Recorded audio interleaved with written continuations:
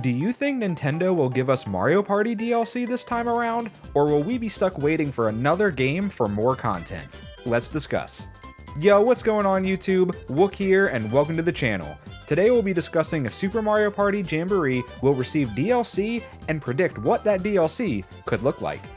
Nintendo fans have always wanted to see DLC in these games. Back with Super Mario Party, Mario Party Superstars, they just wanted something. These games are fun, they're unique, they're creative, and we just wanted more. And unfortunately, we just never got more. It could have been boards, more characters, more mini games, just anything. And just Nintendo just didn't want to give us more content. And it's understandable, but it's also just like, come on, man, like you want to give us this amazing content, just give it to us. We are willing to pay, we're willing to do whatever. We just want to keep playing this game more and more and more, so just make more stuff. But in the end, I'm kind of glad they didn't, because now we have Super Mario Party Jamboree, which they said they want it to be their biggest party to date. So I think they're either going to give us a really strong base game if there's like more that they're hiding that they didn't show in the trailer, or we're going to get DLC for this game. So in terms of DLC, I really think in like an order, it should be boards first, then mini games, then characters. And you're probably wondering why I'm saying that. It's because I think boards are what makes Mario Party unique and refreshing, and it keeps us players coming back, and it adds just so many new layers to the overall game. With mini games, obviously those are very needed to keep the game exciting. That's kind of what you play for, like, 'cause obviously you're playing on the board and then you get the mini games. So, but also at the same time, like, there's going to be already so many mini games in this game, and even if they add new ones, there's a chance that it just never gets played. Like, yeah, you could probably choose to play it, but it's probably never going to just happen by like the random roll they do in Mario Party. So yeah, there's just a chance that new ones just never see the light of day by like most players. It just never gets picked, or it never falls on it as choice.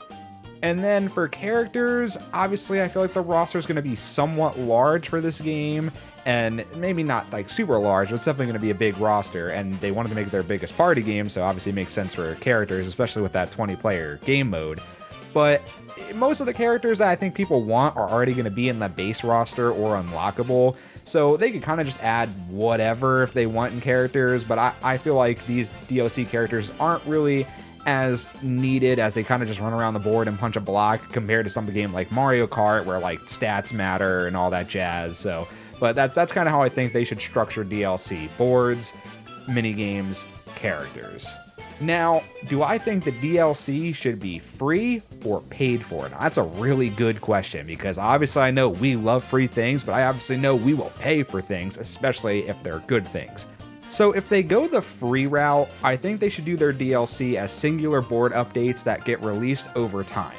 That way, players will keep coming back. It will just always keep the player count going up. It's something exciting. We don't have to worry about spending money, and it's the easiest way, I think, for the developers to go about it, because I feel like if they do more, then they're going to release it as paid DLC. And if I think they're going to release it as paid DLC, it should be slightly more than just a board. Could be the board, a couple mini games, and maybe this is a stretch of like 1 to 2 characters. And I say 1 to 2 because that way they can add 1 ally and 1 enemy, because that's kind of how they're doing this game, just like the other Super Mario Party.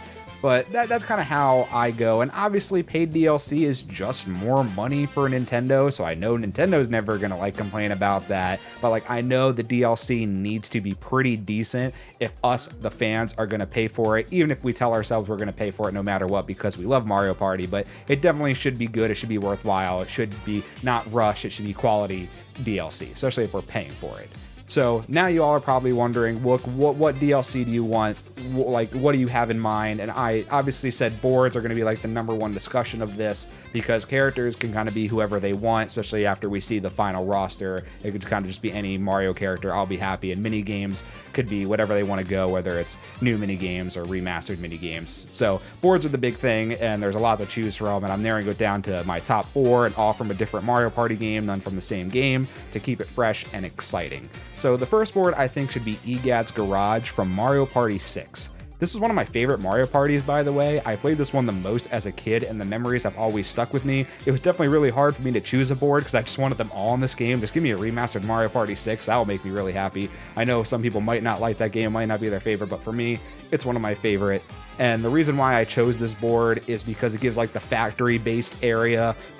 Jamboree doesn't have one of those yet, and it also pays homage to EGAD, and I really think this would be a great way to tie into Luigi's Mansion 2 HD. I think it just makes sense, and like EGAD just needs a little bit more love outside Luigi's Mansion, so it'd just be nice to see that board return, or even EGAD as a playable character would just be really nice. But that's the board I think from Mario Party 6 that should return. Next, I have Neon Heights from Mario Party 7. This will give Jamboree a nice nighttime city theme board, you know, based on that like Vegas style and New York City kind of style board. I think it would look really nice in with like an HD glow up, especially with the cool little baseball field and like desert section. And I think this course is also really unique because it has like that movie section with director Shy Guy, and it gives you an option to like try out for his movie to earn coins. And I think that would just be a really fun like system or a clever like game to see return in this game in Jamboree. And then that leads into Chilly Waters from Mario Party 3. This gives us a nice snow map for the game because there isn't one in Jamboree yet that we know of. Like I said, I don't know if Nintendo has any secrets they're gonna pull out. I always think snow maps look really great when they receive a nice glow up.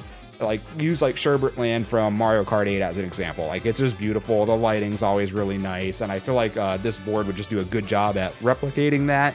And I know Nintendo likes the fun gimmicks of something like Mr. Blizzard in the map that throws large snowballs at you and messes up your placement, kind of like how other games have like the boulders that chase you and make you run across the board and all that stuff. So I think Chilly Waters would be a really nice fit. And then for the final board, I have Undersea Dream from Mario Party 5. I know we kind of have a beach board that looks like it's coming in Mario Party Jamboree, but we don't have something that's like completely underwater. So I think this would fit great in Jamboree.